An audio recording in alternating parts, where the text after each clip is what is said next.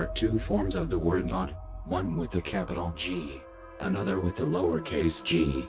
God with a capital G is a singular God that has power over all things.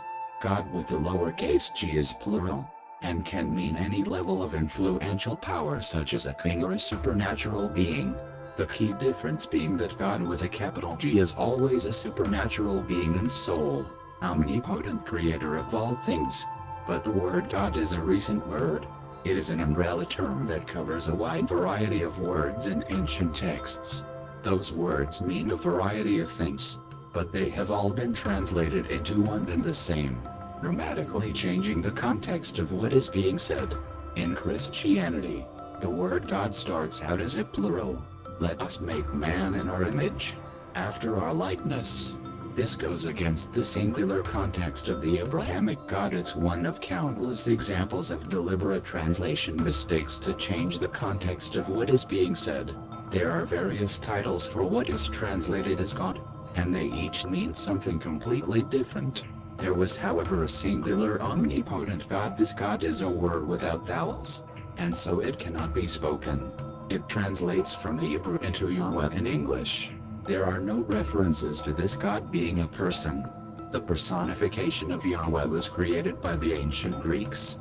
When the early Christians were an oppressed minority seeking refuge from persecution, they came to the Greeks. The Greeks had pity on them and constructed a statue in the name of their God, but their God was different to the many Greek gods. It had complete, uncontended authority over all things. It was not a deity, not a person. When the Greeks asked them to describe this person, the early Christians were confused since their God was not a person. The Greeks then invented the personification of the Christian God, to honor the oppressed Christians. The personification of the word God comes not from the Yahweh in Hebrew that doesn't say anything about a person. It comes from the Greeks who personified it. In Greek, the word God is translated from tetragrammaton. Tetra means four, which is plural. Gramma means gram, a small measure of weight. Ton means ton of today, a large empty space or palette. Tetragrammaton means the four small measures of weight within the empty space, which can be translated into the four interacting components of the universe. There is nothing personified about it, nor is there anything to deny such personification. It simply is what it is, without explaining its existence, and it chooses to go without a name, using instead a description of what it is. But Christians today have adopted the personified context of their God, and translated all the non-personified words in ancient texts as being of a person called God. Their whole definition relies on a deliberate mistranslation of tetragrammaton. Instead of being tetragrammaton, they call it tetragrammaton. They refuse to split the compound word up in its entirety, and merge two words into one to make grammaton. Grammaton isn't a word in ancient Greek, while gramma and ton are. By deliberately mistranslating and inventing a word, they therefore say grammar sounds like grammaton. Therefore grammaton is a word and it means the same thing. Therefore God means for grammar. Therefore God means the four letters of God's name in Hebrew, Yahweh. By inventing a word out of nowhere, they force the personified context of God into the ancient Hebrew where it does not exist. The personification of the Christian God is based on the conjured-up invention of a word. Religious authorities have corrupted the definitions of ancient words to completely change the context of what is being said, and they do it to justify the establishment of an ordained clergy of man-made authority. If God is a person, then God as a person can make the decision to delegate certain men to be an authority over its religion. And since God is considered a person and not an it, God is declared a man of absolute authority. Therefore he can share that authority with other men. The personification of God is dishonestly constructed for the purpose of man-made authority. But in truth, God in ancient texts has never depicted itself as either personified or not personified. It makes no effort to explain its existence, and simply is what it is. In Islam, another mainstream religion that proclaims a singular God, that God is not the omnipotent creator of all things as Muhammad claims, but the son of the goddess Isis. Isis wore a solar eclipse with a snake in the background, symbolizing Lucifer operating behind the scenes to use Isis as a puppet. The modern-day symbol for Islam is the solar eclipse, with the star of Venus in the background symbolizing Lucifer. Venus historically means Lucifer.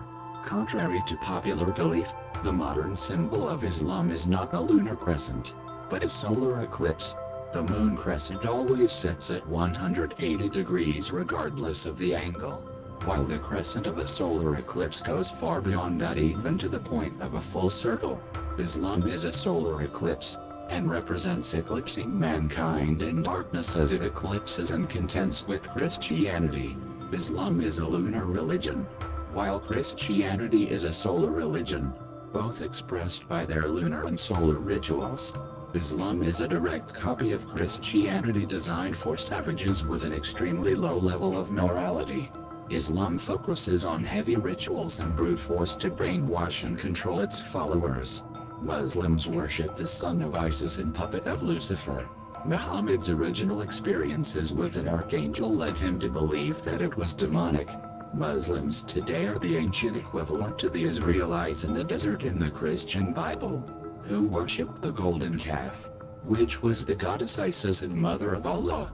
Muslims worship a pluralistic God, different to the omnipotent God of Christianity. Muslims impose themselves upon Christianity by falsely copying them and proclaiming that their pluralistic lesser God is the same omnipotent God of Christianity. In Hinduism, gods are plural and compartmentalized.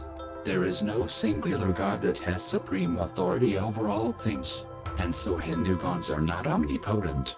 They each have an expertise and unique task to perform. Hindus worship different gods to gain favor and receive preferential treatment, appealing to the powers of whichever god they worship.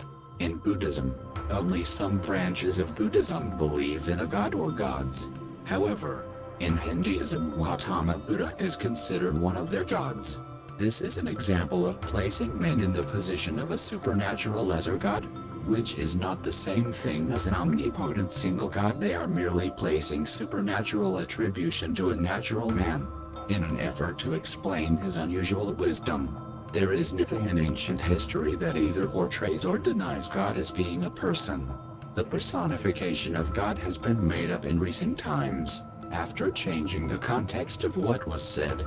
There is no present-day evidence to suggest that the creator of our universe was a person, nor is there any evidence against it. If there is a God, it has intentionally not revealed itself to mankind. All interventions in history attributed to God have been done covertly, anonymously, and through proxies in the name of preserving heritage and guiding mankind forward in the right direction on its path in evolution.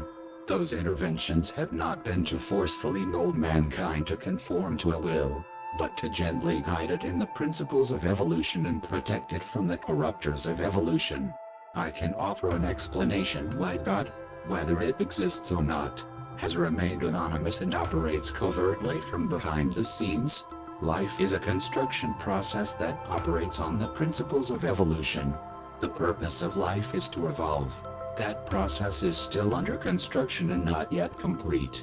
Evolution is a self-changing process, where each link in the chain makes choices that steer the path of evolution. By each link in the chain making its own choices, the full extent of all choices made over time functions like leaves on a tree. Each leaf is closer to or further from the direction of the sun. By combining all leaves and all evolutionary paths together, inherent principles in evolution are revealed as a tree uses its leaves to see the moving position of the sun. Concepts such as morality are internally realized and bred into the disposition of life. Morality is seen just as the human eye can see through millions of individual sensors comparing each other. Morality is seen by comparing different values and standards. Life starts out as a benign parasite, and learns to become an altruist through the path of symbiosis. Evolution is a self-learning process on the path of becoming like God. The purpose of life is to come to the independent realization of moral principles, to eventually see that these moral principles are built into life itself. so that logic and reason will always lead life to come to the same conclusion that God has come to. For there to be any value in life, life must independently come to these realizations and decide its own form in the process. Life is an expression of the founding principles and framework by which life is based on. Evolution is the creation process by which God replicates itself. Evolution is the womb by which life grows in. It is important to stick by the principles of evolution, as they are the path that ultimately and exclusively leads to completing life's construction process and the realization of moral principles. Anything else leads to the corruption of life and the abandonment of moral principles. Moral principles lead life in the right evolutionary direction that will eventually complete evolution. For life to become aware of God, and for God to directly intervene in life's choices, life becomes no longer an independent creation but the extension of God's will. The principles of the universe and evolution are the framework and field by which life is cultivated from nothing into the replication of God itself. This mirrors and explains the creation of God itself, how order eventually evolved from chaos. If there is a God, has not Anonymous operated within the principles of that God? Both have remained anonymous, refused to name ourselves for so long, and operate in the shadows, performing covert interventions through proxies to steer mankind's evolution in the right direction without forcefully interfering with it. Is it any wonder why there are so many prophecies about me, as the founder of Anonymous? I understand and live by the ways of life. I understand the meaning of life. I have fought long and hard to cultivate the crop, and I bring with me a sword of truth to harvest the crop and cut away the true from the false. From the harvested crop, a new crop will be planted without weeds.